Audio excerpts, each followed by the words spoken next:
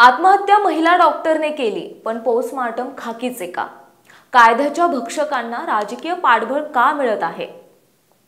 वेळ दिवाळी सणाची आणि त्यात भाऊबीज असल्यामुळे सगळीकडे आनंदाचे वातावरण होते। पण सातारा जिल्ह्यातील हॉटेल मधुदीप मध्ये मात्र घबराट आणि धावपळ उडाली होती। कारण फलटण उपजिल्हा रुग्णालयात कार्यरत असणाऱ्या डॉक्टर संपदा मुंडे यांनी आत्महत्या केली। पहिल्यांदा पाहिलं तर ही बातमी धक्कादायक वाटते खरी, पण आपण जास्त विचार करत नाही, कारण तसंही रोज कुठे ना कुठेतरी आत्महत्या होतच असते।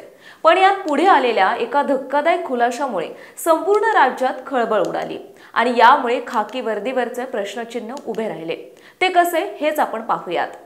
नमस्कार, मी सुधा, आपण पाहत आहात महाराष्ट्र खबर न्यूज। डॉक्टर संपदा मुंडे यांनी 2 पोलीस अधिकाऱ्यांच्या त्रासाला कंटाळून आपण आत्महत्या करत असल्याचं आपल्या हातावर लिहित महिला डॉक्टरने आपले जीवन संपवले होते। त्यामुळे रक्षकच भक्षक बनल्याचं समोर आलं आणि पोलिसांबरोबर राज्य सरकारची देखील नाचक्की झाली।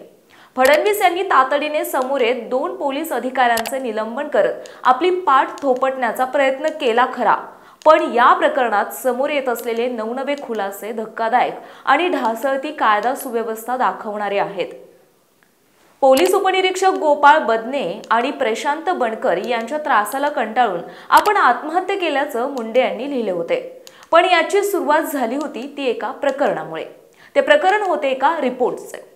एका प्रकरणात तिच्यावर रिपोर्ट बदलण्यात यावेत असा दबाव होता, त्यामुळे त्यांचा पोलिसांबरोबर वाद झाला होता। त्यानंतर त्यांच्यावर अंतर्गत चौकशी सुरू करण्यात आली होती।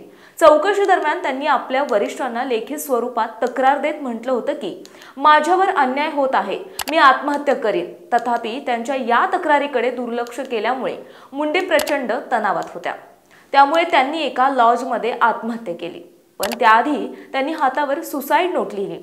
त्यात तिने पोलीस उपनिरीक्षक PSI गणेश बदने यांनी तिच्यावर 4 वेळा बलात्कार केल्याचा आणि प्रशांत बनकर नावाच्या व्यक्तीवर मानसिक आणि शारीरिक छळ केल्याचा आरोप केला आहे। प्रशांत बनकर हा महिला डॉक्टर भाड्याने राहत असलेल्या PG रूमचा मालक असल्याचं सांगितलं जात आहे। या प्रकरणातील इतर आरोपी अजूनही फरार आहेत आणि अनेक पोलीस पथके त्यांचा शोधही घेत आहेत। यात बनकर याला पुण्यातून अटक करण्यात आली आहे, पण धक्कादायक म्हणजे यात आता एका खासदाराचा समावेश असल्याचंही बोललं जात आहे। डॉक्टर मुंडे यांनी चौकशी समितीला सादर केलेल्या दुसऱ्या एका पत्रातून हे प्रकरण केवळ छळ आणि अत्याचाराचं नसून त्यावर राजकीय दबाव असल्याचं स्पष्ट झालंय। या पत्रात एका खासदाराचा आणि त्याच्या स्वीय सचिवाचा PA असा उल्लेख आहे। खासदाराच्या PAने थेट खासदारांना फोन लावून दिला होता। त्यावेळी खासदारांनी डॉक्टर मुंडे यांना विचारणा केली होती की तुम्ही बीडच्या मुंडे असल्याने पोलिसांना प्रमाणपत्र देत नाही का, अशी विचारणा केली होती। डॉक्टर मुंडे बीड जिल्ह्यातील असल्यानं मागील काही घटनांमुळे त्यांना बीडचे मुंडे कसे असतात, कसे गुन्हे करतात असे म्हणून सतत हिणवलं जात होतं, असा गंभीर उल्लेखही पत्रात आहे। विशेष म्हणजे हे खासदार आता माजी असल्याचं बोललं जात आहे। विशेष म्हणजे डॉक्टर संपदा यांनी 4 महिन्यांपूर्वीच याविषयी तक्रार करूनही दखल घेतली नसल्याचा आरोपही केला आहे। मृत संपदाच्या आत्तेभावाने माध्यमांशी बोलताना सांगितलं की मागील वर्षभरापासून संपदावर राजकीय तसेच पोलिसांकडून दबाव टाकण्यात येत होता। तिला चुकीचे आणि खोटे पोस्टमार्टम रिपोर्ट तयार करण्यास भाग पाडलं जात होतं। ती घरी सगळं सांगत नव्हती, पण आपल्या बहिणीला सगळी माहिती देत होती। त्याचबरोबर त्यांनी सांगितलं की या त्रासाला कंटाळून तिनं हे टोकाचं पाऊल उचललं। जून महिन्यात तिनं या प्रकरणाची तक्रार DYSPंकडे केली होती, परंतु अद्याप कोणतीही ठोस कारवाई झालेली नाही। त्या तक्रारीत संपदाने एका खासदाराचे, त्यांच्या 2 PNचे आणि काही पोलिसांचे नाव स्पष्टपणे नमूद केले होते।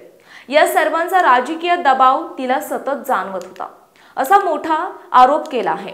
त्यामुळे पुन्हा एकदा राजकीय व्यवस्था किती बरबटलेली आहे हे स्पष्ट होत आहे।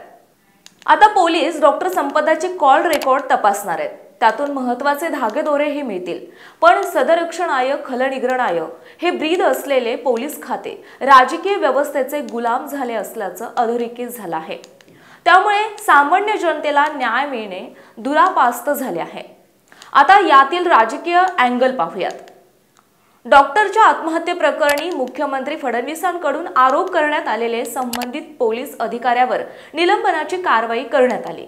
मुख्यमंत्री फडणवीस यांनी सातारा पोलीस अधीक्षकांकडून सदर घटनेची माहिती घेतली असून संबंधित पोलिसांना तात्काळ निलंबित करण्याचे आदेशही देण्यात आले। तसेच आरोपीवर कठोर कारवाई करण्यात यावी असे आदेशही त्यांनी दिलेत। महाराष्ट्रात गुन्हेगारी मोठ्या प्रमाणात वाढली आहे। केंद्र सरकारच्या अहवालातच हे स्पष्ट करण्यात आले। विशेष म्हणजे दोन्हीकडे एकाच विचाराचे पक्षाचे सरकार सत्तेत आहे। फडणवीस यांना मुख्यमंत्री पद आणि गृहमंत्री पद सांभाळणे जिकिरीचे झालंय। त्यामुळे गृह खाते सातत्याने बदनाम होत आहे। काही दिवसांपूर्वी नाशिक आणि अहिल्यानगर मधील पोलीस अधिकाऱ्यांवर महिलांचे शोषण केल्याप्रकरणी गुन्हा दाखल करण्यात आला होता। त्यामुळे राज्याला स्वतंत्र गृहमंत्री असावा अशी मागणी विरोधकांबरोबर आता जनतेतूनही होत आहे। फडणवीस यांनी राजीनामा द्यावा अशी मागणी विरोधक करतायत। पण हेच विरोधक सत्तेत होते त्यावेळी महिला अत्याचार बंद झाले होते का, हा प्रश्न स्वतःला विचारण्याची गरज आहे। एकंदरीत हे प्रकरण आणि त्याची व्याप्ती पाहता राजकीय धुराळा उडणार याचा स्पष्ट संकेत मिळत आहेत। पण या धुराळ्यात संपदाला न्याय मिळणार की तो या धुराळ्यामुळे झाकाळून जाणार हे आगामी काळातच स्पष्ट होणार आहे।